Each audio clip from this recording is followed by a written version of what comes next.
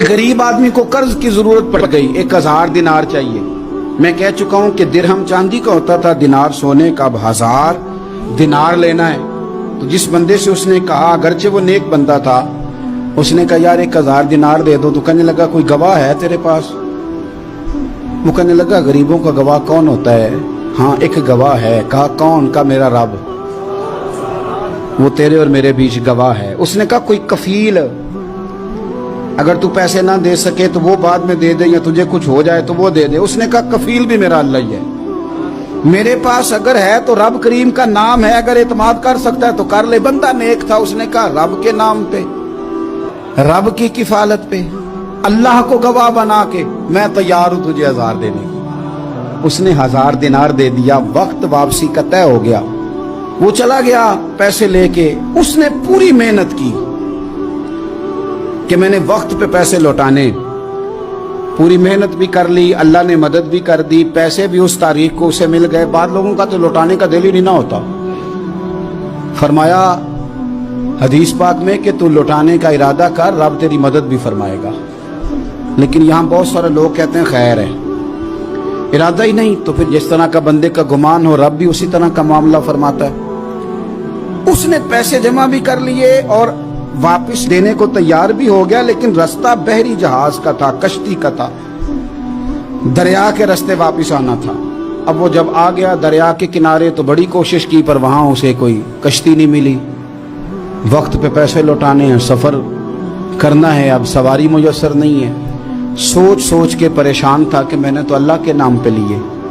अचानक दिल में एक तजवीज आई। उसने एक लकड़ी ली, लकड़ी को अंदर से खोला, 1000 दिनार उसमें भरा। बुखारी पढ़ रहा हूं, और साथ एक खत भी लिखा कि यार मैं पैसे पहुंचाना चाहता था पर मुझे कोई चीज नहीं मिली दरिया के उस पार आने, अल्लाह के नाम पर तेरी तरफ रवाना कर रहा हूं। और ये कह के वो लकड़ी दरिया में रख दी। वो लकड़ी डूब गई है, वापस आ गया। वो जिसने पैसे लेने थे वो ऐन मुकर्ररा वक्त पर दरिया किनारे आया। सुबह से सरे शाम तक उसने इंतजार किया। दिल ढलने लगा तो दिल में ख्याल आ गया कि यार नहीं, उसने देने ही नहीं, झूठा वादा कर गया, पहुंचा ही नहीं वक्त पे। अब जब वापस लौटने लगा तो अचानक दरिया में एक लकड़ी तैरती हुई दिखाई दी। कहने लगा ले जाता हूं, शाम को रोटियां पकाने के काम आएगी, ईंधन बना के जला लूंगा, हंडिया पक जाएगी। लकड़ी उठा के जलाने के लिए घर लाया। गुमान था कि वो नहीं आया वादा करके। अल्लाह को कफील और वकील बना के और गवाह बना के फिर भी नहीं आया। लकड़ी लेके घर गया, बुखारी है।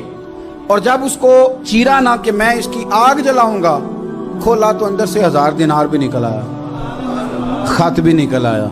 अब जरा समझना, उसके दिल में बात किसने डाली कि तू लकड़ी में पैसे डाल दे? अल्लाह ने। उस बंदे को मुकर्ररा वक्त पे किनारे भेजा किसने? लकड़ी सिर्फ उसी के हाथ आई तो ये बंदोबस्त किया किसने? अल्लाह ने। घर जाके चीरी तो पैसे बाहिफाजत उस तक पहुंचाए किसने? तो फिर हमें भी तवज्जो अल्लाह की जानिब भी करनी चाहिए। हमारे पे दिल की तवज्जो रब की तरफ ही होनी चाहिए ना। हमें इधर उधर जाने की, देखने की, बंदों पर गौर करने की जरूरत क्या है? वो पैसे पहुंच गए, ये वहां अपनी जगह पे परेशान था। इसने 1000 दिनार और जमा किया। फिर दोबारा एक दिन दरिया किनारे आया, कश्ती मिल गई, बैठ के अपने उस भाई के पास आया। कहने लगा देखना मुझ पर बदगुमान ना होना, पैसे उस तारीख को भी जमा कर लिए थे।